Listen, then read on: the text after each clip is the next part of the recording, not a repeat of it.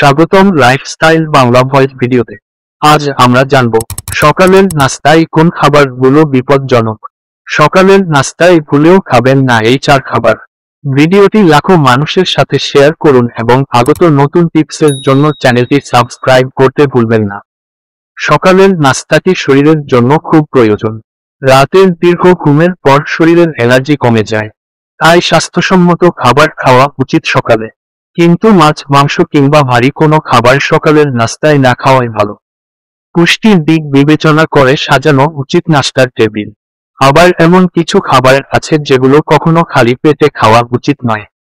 কেননা কিছু খাবার আছে যেগুলো যা আমাদের হজম প্রক্রিয়ায় খারাপ প্রভাব ফেলে, ফলে সারাদিন পেটের সমস্যা ও শারীরিক ক্লান্তি দেখা দেয়। তাছাড়া হজমের গন্ডগোল সহ বিভিন্ন স্বাস্থ্য সমস্যা লেগেই থাকে। তাই দেখে নিন এই তালিকায় কোন কোন খাবার রয়েছে এবং কেন এই সব খাবার এড়িয়ে চলবেন। 1. কোমল পানীয়। শরীরকে ডিটক্স করার জন্য অনেকে সকালে বিভিন্ন কোমল পানীয়, শেক এবং স্মুদি পান করেন। কিন্তু এ ধরনের পানীয় ঠান্ডা হওয়ায় সেটি হজমে প্রভাব ফেলে, হজমের গতি মন্থর করে, বিপাকীয় হার্টেও প্রভাবিত করে। এছাড়া সকালে এ ধরনের খাবার খেলে সর্দি কাশিও হতে পারে। আর খালি পেটে জুস খেলে রক্তের শর্করা বেড়ে যায়, যা অম্লাশয় ও যকৃতের ওপর নেতিবাচক প্রভাব ফেলে। 2. লেমনেড। লেমনেড শরীরকে ডিটক্স করতে বহুল ব্যবহৃত পানীয়গুলোর একটি। ওজন কমাতেও লেমনেডের জুড়ি নেই, কিন্তু খালি পেটে লেমনেড খেলে হজমের সমস্যা হতে পারে।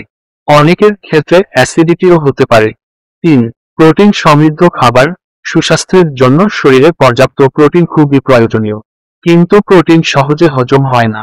পুষ্টিবিদরা বলছেন এর ফলে ক্যান্সারেরও ঝুঁকি থাকে, শরীরে টক্সিনের মাত্রা বেড়ে যায়, সমস্যা হতে পারে হজমেরও।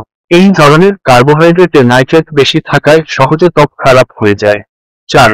সাইট্রাস ফল। সকালে খালি পেটে ফল খাওয়ার অভ্যাস অনেকেরই আছে, কিন্তু খালি পেটে সাইট্রাস জাতীয় ফল খেলে পেট ভার হয়ে থাকে, পেটে অ্যাসিড উৎপাদন বাড়ায়। এটি হজম প্রক্রিয়াকেও ধীর করে দেয়। তাই সকালের খাদ্যতালিকায় কমলালেবু, মুসুম্বি জাতীয় ফল রাখবেন না। আশা করি সকালের নাস্তায় এর খাবারগুলো ভুলেও খাবেন না। ভিডিওটি দেখে উপকৃত হলে লাইক শেয়ার করে সবার মাঝে ছড়িয়ে দিন। ভিডিওটি ভালো লাগলে চ্যানেলটি সাবস্ক্রাইব করতে ভুলবেন না। ধন্যবাদ।